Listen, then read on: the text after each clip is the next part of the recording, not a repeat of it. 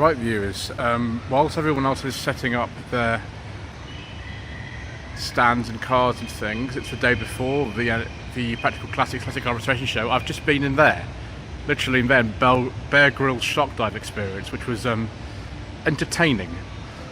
But anyway, you don't want to hear about that really. It is right next to where we're going. We'll see how close it is in a second. But this is part one of the Slightly Shambolic Shuffle around the 2024 Practical Classic Car Restoration Show at the NEC in Birmingham.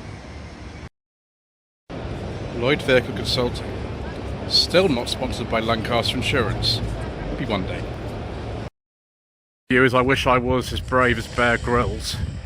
I really do. But there we go. You can do all kinds of interesting things here. And when we come out of this, after this epic music, for which I hope I don't get a copyright claim, we will see just how close it is. A number of times I've passed by here and wondered what actually it was like when I've been to the NEC before. It's crazy. So yeah, that's one of the halls just there. So I mean, if you want to, you can, like I did, you can combine the two. But anyway, that's quite enough about that. I do apologise in advance for any incorrect information. That happens all the time. If I fall over, if I get interrupted by people who know me and announcements, and if I fall over, I'm afraid that's just the way that it goes on this channel. But we're still a day before, so I shall see you all in the morning.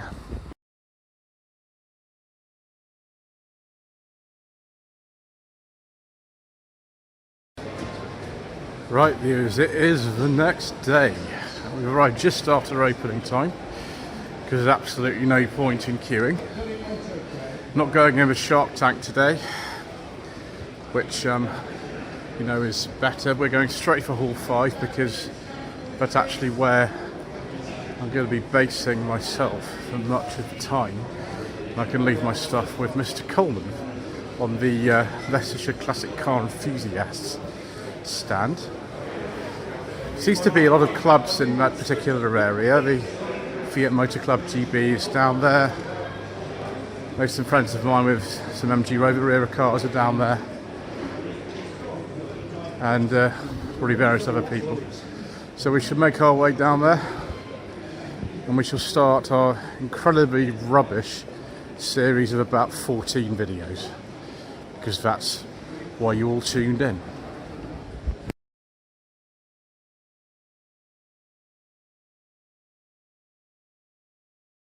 Very nice 1993 BMW H CSI individual. Certainly looks like an individual spec car with this interesting interior, sort of half beige leather interior, so we can't get too excited yet. Yeah. So we're in and we're going straight for the middle of there, where Mr Coleman will be. The focus for today will actually be to get round the auction, because tomorrow and on Sunday the sales will be live, and I've done this before and I can tell you that competing with a live auction in terms of the audio is a very, very bad idea. So we shall go to the Leicestershire Classic Car Enthusiast stand, and we shall go and have a word with Mr Coleman and his friends, if they're there. So here we are, the Leicestershire Classic Car Enthusiast stand. So you've got the tensor barrier up, because I don't want any unwanted intruders, but fortunately I'm not one of those. We've got this Mini here, 7980, highly modified twin fuel tanks. Not quite sure what they're doing on that one today. And then we've got this lovely Series 2 E-Type. That's a beautiful colour, isn't it? I like that, viewers, having driven a couple of E-Types. It's very nice. And here is Mr Coleman in appropriate period Ford overalls, doing some work on the cooling system. Good morning, Mr Coleman. Okay? Yes, thank you. I see Roof Rack Roy and Mini Roy are here. Many of you will have seen this particular car at Rustival, where it won the Sponsor's Choice Awards. It's been in Mr Coleman's family since new. It's an 82 car, registered early 83, but it is an 82, and it's a very rare factory 5-speed manual. And yes, those are Mark III Granada Scorpio Cosworth wheels on it, and they look fantastic, because tyres for the original TRX wheels are very, very difficult to find, and anyway, these look generally a bit better in my opinion, but that's you know, where discussion happens. Right, I suppose I'd better leave my stuff here, and then we'll probably have a look at a couple of the other stands in here. Extremely conveniently, Mr Coleman's stand is almost next to the Fiat Motor Club GB stand. We haven't actually got any cars that I've filmed before on this particular stand, but there are some I'd like to film. For example, this Strada. That looks very nice. It's quite a late one actually, on a D. Now this looks, these Abarth wheels. This is actually a genuine Abarth. Oh yes, it's an Abarth 130. Very, very nice. Have we got an information sheet here? Yes, we have. Yeah, it's an 86. One lady owner from new. Something a bit older. This is an early 128, isn't it? Yeah. That'll be 71, 72 on a K. It's 128, just normal. The engine in these, the Lampredi engine, lasted for years and years and years. I've driven several cars with it actually. And then we've got Fiat 100 horsepower, I think. Fiat Panda 100 horsepower. Say 2010 is the last year they actually made, but it didn't make it very long at all. I have driven one of these. When Mr Bill from Fuel Patch loaned one, I drove his one. They are interesting. Right, viewers, this isn't any Mark II Panda. This is a Sergio Tacchini Mark II Panda. It's the same age as the Panda on No Budget Reviews, which so many of you enjoyed. The one that went to Rustival, the 1000CL. So 1990-91. The red one was a 91. I'm not sure if that's a 90 or a 91. I didn't like the brakes. They weren't good. I don't know if the brakes in this one are a bit better. Who knows? And we've got a Cinquecento Sporting. Yes. Yeah, the Sporting probably is a better bet than the standard 900cc model for many people. Some of you obviously like 900cc, like the one I drove a few weeks ago.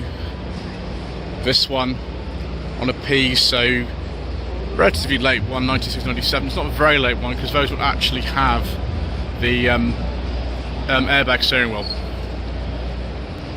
We've got a Panda 4x4, I think. Sort of around here. Mr Bushby's over there. Hello, Mr Bushby. We'll see Mr Bushby again soon. He's supplied many cars to the channel in the past, and hopefully we've got some more coming up. Yeah, 2007 Panda 4x4 Mark III. I think it's got a 1.2 engine in it.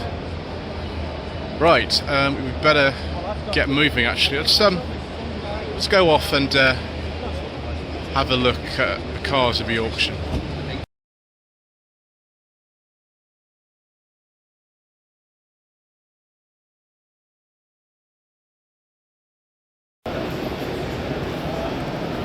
Right viewers, we've switched to the other camera. This was much better battery life than the first one I was using. Left my power pack, Mr Coleman's car, but we'll be okay. This range of stuff in here is massive. I won't be following the exact order of the catalogue because it's just impossible. We'll just take them as they come. Fortunately, virtually every single car in here has an information sheet, which is very, very handy for somebody like me. Very nice. 1972 Lancia Fulvia 1.3S Rally. Series 2 Fulvia, this one. Lot number 395, estimate 12 to 15,000 pounds. If it was a real one, it would be a bit more. It's an HF homage. So there we go. Something a bit more affordable here, and also Italian. Lot number 133. Gosh, they're not listed in the catalogue in the order they're presented at all. So it's pointless for me to try to look at this. 2002 Alfa Romeo 147 1.6 twin spark. I think the 1.6 was the base engine in this country. 4,795 miles from new. Estimate 10 to 12,000. I don't know if it's going to reach that. Actually, that feels a bit much. I'd say about 5 personally for something like this. But you know, what do I know? Next, BMW 760 Li V12. Is that an NEC Schnitzer badge on it? Famous first car with the iDrive. Is that a beige leather interior, viewers, or is that more of a biscuit? It actually is a beige leather interior, which I like. I don't like the outside so much, but beige leather interior with wood is very much my sort of thing. Yes, it is an AC Schnitzer. So this one is a 2003 E66, factory built, long wheelbase, extensive Schnitzer upgrade and storage since 2014. They've even had air suspension or something in them. That might take a bit of recommissioning. Paint looks all original though, it's full of stone chips. Estimate 12 to 15,000. Again, I'm not sure. Right, next one. It might have belonged to Nigel Havers, but I'm afraid we don't talk about diesels on this channel. And yes, you were all warned at the beginning of the video, as you will be in all the other parts we do. E39 M5, okay, this one's fine then. I like the colour of this. For some reason, this is a bit stupid of me, I turned down the opportunity to film one of these and drive it in 2020. I just did a walk around video on it. That was silly, maybe I should have done. What's this? So it's an individual M5. I mean in terms of the trim level, I don't mean in terms of it's just one rather than several stuck together. Carbon black, looks blue to me. Right hand drive manual gearbox, Park Lane, BMW supplied, the dealership that James Rupert used to work for, 56,000 miles from new, and estimate 25 to 30,000 pounds. Excellent. Right, next you've got the Alpina B3 3.2 Cabriolet. It's a 99. That plate is a personal one, doesn't refer to the age of the car. Very, very late E36. I think it was the last year of the Cabriolet. The compact continued a little bit later. So, but this is it's weird. It's got a BMW badge on it. It says it's an Alpina B3. I don't really know how that works, viewers. I know if it's like a real genuine Alpina, they're worth absolutely tons of money. But you know, there we go. Yeah, B3 3.2 Switchtronic. So something else a little bit later, SL55 AMG on a 52 plate. I imagine this will be quite desirable now, won't it? 25 to 30,000 pounds. This is 2002. 29,000 miles. It's not really me. I mean, I prefer this. This is also a bit cheaper as well. DB7 Volante, 1999. Original 3.2 engine. It's an automatic. I mean, I prefer the coupe, but this will do. Particularly, I'll just see if the door opens actually, because it looks like it has a beige leather interior with wood. I do like a nice beige leather interior, viewers. Of course, you could get a manual as well. This one's an auto. That is very nice. Also very nice is this BMW 635 CSI on a C, so 85 to 86. This one is an auto. 15 to 18,000 pounds. This is a super example. I wonder if that would be more expensive if it was a manual. And yes, it does have headlight wipers. 2003 Maserati 4000 GT. I always get confused with these and sort of get the actual names of them mixed up, but this is not the original type. The earlier ones had the hockey stick rails, didn't they? This one has more conventional ones. Will I want to have this? I don't know. I'm more sort of a Jaguar XK8 sort of person myself. It's still very nice though. Estimate 10 to 12,000 pounds, so it's relatively affordable. See, these aren't that expensive yet, but they probably will be in the future. Ooh, 2009 Alfa Romeo 159 TBI in TI spec. Everybody in the comments section of the 159 video I did in October kept complaining when I got the trim level wrong. If you see that someone's got something wrong, have a look in the comment section of the video first before you tell someone the same thing 20 times. Suffice it to say, they don't really need to be told once. Let's have a look at the interior. I prefer the interior of the one I drove actually, because it was a very nice kind of tan colour. This is a black one, which is more kind of standard. 6-speed manual. They're quite nice cars to drive, these, but they don't quite kind of have the same steering feel as you'd expected in an Alfa Romeo, in my opinion. There we go, £6,000 to £8,000. First car we saw on the way in was a 1993 BMW H Series. This is a much later one. This is a 1998 A40 CI Sport. I think the A40 CI was kind of like the base model, if you can think of such a thing, but that looks nice. Estimate £20,000 to £25,000. See, people do like these. Friend of mine, Mr Wooliford, and Matt's Beamer channel really likes these. You could probably have one if you could afford it. Then something very nice indeed, a 1986 Ford Capri 2.8 injection, very late one, production finished December 86. It'd been actually 87, that would mean it was registered in 87, it would have been made in 86. But yes, I can't quite get back far enough to take the whole front of the car in because I'm going to crash to the fence, but very nice. If you look at the interior, £20,000 to £25,000 is very strong money for something like this. The Brooklands ones are worth a little bit more, I think. Oh, that one's locked, never mind.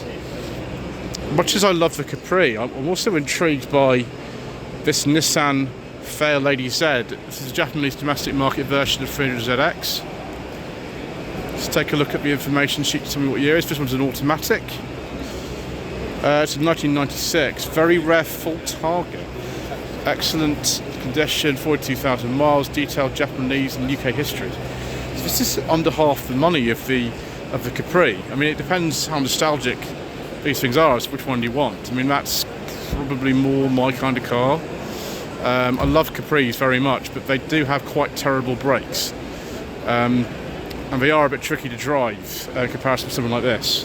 Whereas you could argue actually that's the fun of a Capri, and this is a bit too easy, but just for everyday kind of use, I think this would be probably my preference. It's nice to have a blast a Capri once in a while, and believe you, Lewis Collinsville. I mean, who wouldn't want to do that? Subaru Impreza first generation 2-door. This is a WRX SCI Type R version 3 in right-hand drive. Just come from Sweden. Okay, that's 10 to 12. That's a little bit less than I thought it would be. Maybe this isn't like the most desirable model. It looks like a Japanese spec one from number plate at the front. Obviously it'll have a registration at some point, I'm sure. Gold wheels, of course, in this absolutely typical colour. That's fantastic. First of many Bentley Continental GTs I'm sure we'll see at this show. This one's a Roadster, it's a 2006. Estimate 10 to 12,000, like that Nissan. This one is the GT Mulliner edition. It's not really kind of me, this, it's just the wrong kind of colour. We want some dark green or dark blue with beige leather interior, wouldn't we? Never mind. Maybe better with this Maserati Quattroporte, 2009. Ooh, do we see something special inside here? Yes, and the door's open as well. Oh, viewers, feast your eyes on a beige leather interior with wood. Oh, it smells good as well. Only 58,000 miles. Fantastic. It revs up to 9,000. Yes. That's better. What's this? 12 to 16,000. Obviously somebody prefers the luxury of beige leather interior towards the Bentley. I'm still not sure about the front end though. I am sure about the front end on this side. That's better, isn't it? 1988 Alfa Romeo 2-litre Spider Quadrifoglio Verde. 10 to 12,000 pounds again. Left-hand drive. I can't remember where you get right-hand drive Spiders at this time. Probably, if you couldn't, you'd probably convert them. The latest ones of these are about 94, I think, so it's not the latest one.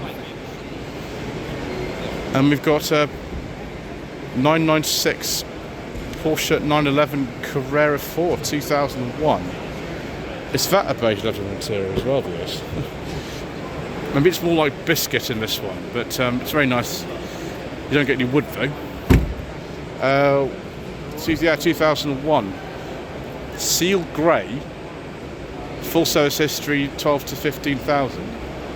Yeah, that's actually on the lower end for a 996. The one I drove in 2022 had been bought for about 10 or 11, so it's on the lower end, that one. Maybe Porsche 911 prices have gone down a bit, maybe they have. Another Bentley here. Now this is a Continental Flying Spur. So 12 to 15,000, 2005. Quite an early one then. Oh, this is more like it viewers. Dark blue. With a beige leather interior. It's not fully beige though, because we've got sort of lots of blue bits. I'm not sure about this like blue dash and the sort of blue door cards and things, but I mean that will do, won't it? Lots and lots and lots of luxury at a relatively affordable price. Goodness knows what happens when that goes wrong though, because it probably will. Oh, Skyline GTR. Very nice. We've got a funny thing on here. Oh, immobiliser keypad. Oh no, not one of those. Right, 1995 R33 GTR. Sympathetically modified, but largely unmolested. It's an interesting description. 40 to 45,000 pounds. Personal plate. Wonder if that comes with it. Ah, Silver Seraph, 1999. Ooh, dark blue with beige leather interior. We are doing well today, viewers. 20 to 25,000 pounds. Imagine a Silver Spirit would be a bit cheaper than all of it. Oh no! Oh no! I'm denied the Rolls Royce of beige leather interiors with wooden piping as well. I can't believe it. Denied. That's not fun, is it, viewers? Presume that private plate comes with it too. We've got something else of that kind of era of this ultra luxury. A Mercedes CL5 55 AMG in this kind of luxury purple colour, similar to the purple on the Queen's Bentley limousine of that era. I presume we can open it because there's another chap on the other side. Oh, that's better, that makes up for it. Very tasty beige leather interior with wood, but no piping this time. Those ventilated seats, that's handy. Lots and lots of wood on the centre console there. Estimate 10 to 12,000 pounds. Chap's just sizing up for himself, I think there. Oh, now this is nice. 1995 Jaguar XJS 4 litre celebration coupe. 11 to 13,000 pounds. I can see straight away from the sort of bonnet chips on this that actually it's no means perfect, but I mean we'll be taking a look inside in a second and we'll be seeing just how nice the interior is.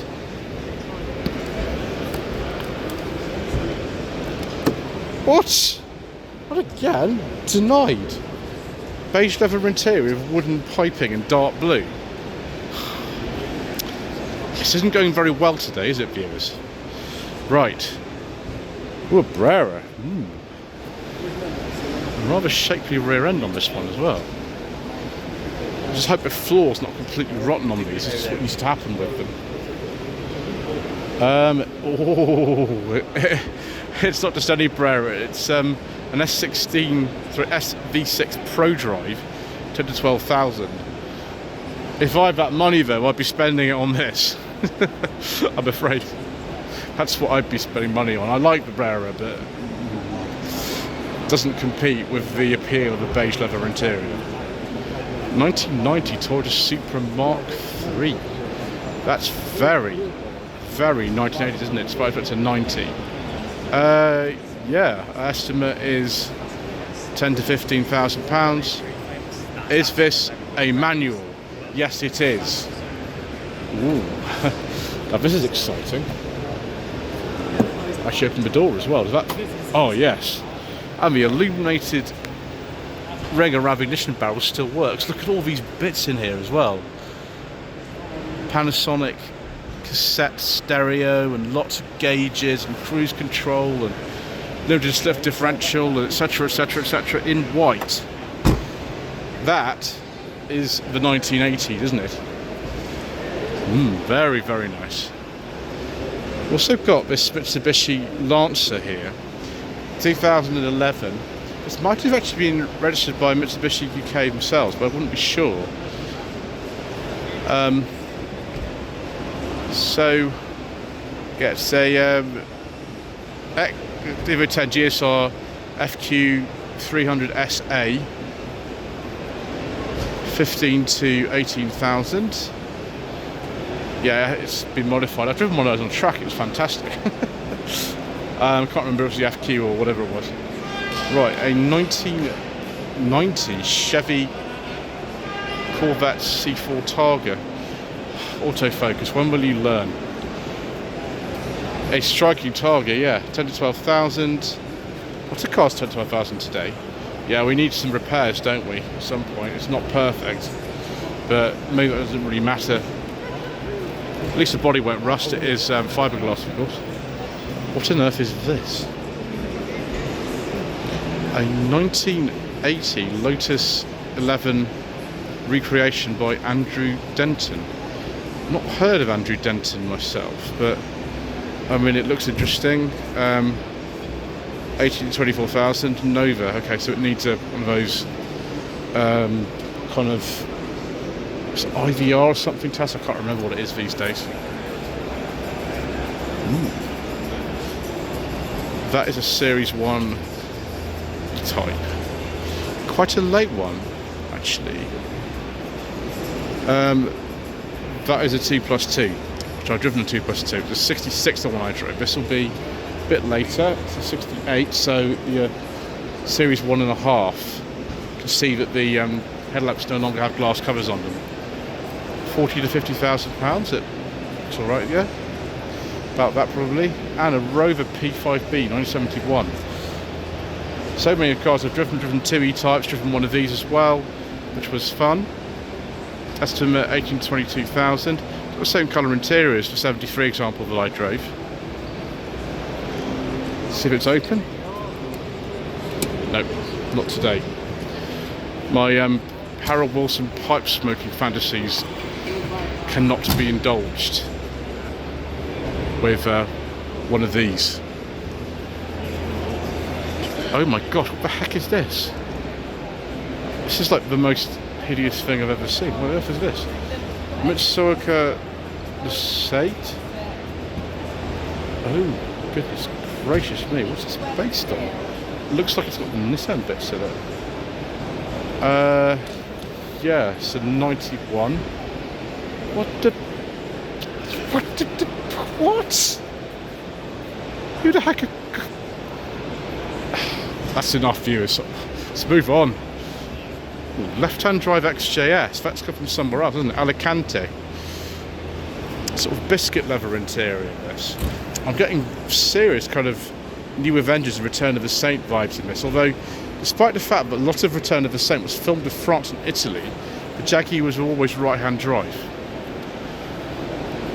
Wow, £3,000 to £5,000. Goodness gracious me. You can buy XJSs for sensible second-hand classics money. I mean, it'll be a bit like this, but you absolutely can. That's why when I drove one last year, it appeared on that series, because you can. Strange what it seems. I mean, they're not all like this one. It's a bit more money. Ford Fiesta XR2 Mark II. Driving lamps. Can't remember the name of this red colour, but looks very purposeful in this one. 16 to 20,000 pounds, of course. 59,000 miles only. That is really rather nice, actually. Then we've got a Vauxhall Magnum. This is the estate. It's got the slant 4 1800cc engine in it. Someone's left the window open so I don't have to try the door.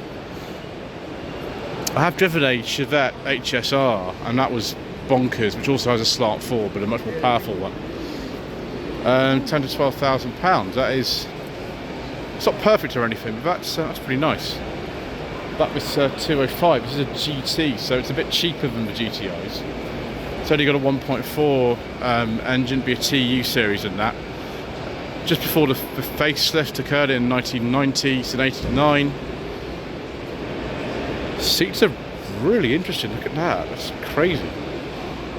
Yeah. I mean, it's not cheap or anything. I'm actually quite surprised how much that is, but I suppose it's pretty nice. Okay, what have we got next? We've got fuel-injected Beetle. Left-hand drive, so presumably from somewhere else, probably America. Yeah, imported to the UK in 1999 and fully registered a few years ago. Estimate 18 to 32,000 pounds. Okay. 78. So that number's a personal one. Rover P6. This one's interesting. It's a 2200 SC, which is the base model at the time. Scarab blue. It's not zircon blue. That would have been a bit earlier. 15,000 miles. I wonder why it was so expensive. Because normally, if it's average mileage, it'd be less than £5,000 a car like this. But it's looking good. Spare wheel stands up in there like that. If you want more room, you can get the Continental kit. I mean, that's good, but I'm kind of more drawn to this one. SW20 Toyota MR2. It might actually say on the front of here which rev this is, because there are 5 of those, and I find them very confusing personally. It's a Rev 4. There you go. Oh, it's a UK car. Brilliant. 10 to 12,000 pounds. I'd absolutely love to actually drive one. I never have. That would be good. Original dealer plates from Knightsbridge Toyota of Manchester.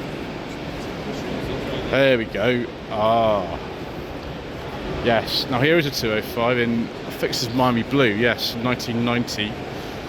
It's just before the facelift occurred, which was in the middle of 1990. Phase 1.5 limited edition, 14 to 18,000 pounds. I mean, the interior of the GT model wasn't bad. That's it's a bit better.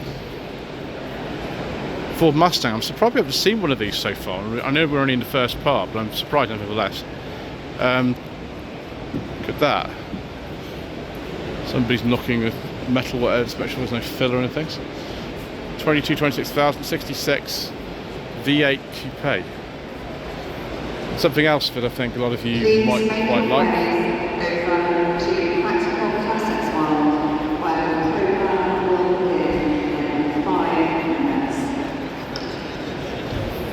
Didn't enjoy being interrupted views, but I did warn you it might happen. 1986 Ford Escort Mark IV XR3i, one of the very first of the XR3i Mark IVs. The previous generation was discontinued earlier on in 86. 15 to 18,000 pounds. Headlamp protectors, spot lamps, restored with attention to detail. Yes, it does look it actually. It looks really good actually. This one. You can buy cheaper XR3i's, obviously for less than £5,000 if you want, but that one looks rather nice. And here is Mark III Escort, but it's not just any Mark III Escort, it's a Series 1 RS Turbo, as in cat size. It's very similar to the one that Leslie Ash drove in the second series of cat size. Yeah, it's an 85, 18 to 20,000 pounds. I'm not surprised, they are expensive now. And we'll move on to the last car of this part. A lot of you like these fast forwards, don't you? 1985 Fiesta XR2 Mark II. It's got different wheels from the other one. 10 to 12,000 pounds. Slightly more powerful CVH in this one, because it's an earlier one. 30,529 miles. Excellent. Well, I think that's it for part one of the Slightly Shambolic Shuffle around the 2024 Practical Classic Car Restoration Show at the NEC. Please don't like this video, leave a comment below, subscribe to the channel if you haven't also already done so, and we shall see you again in the second part for yet more incorrect information.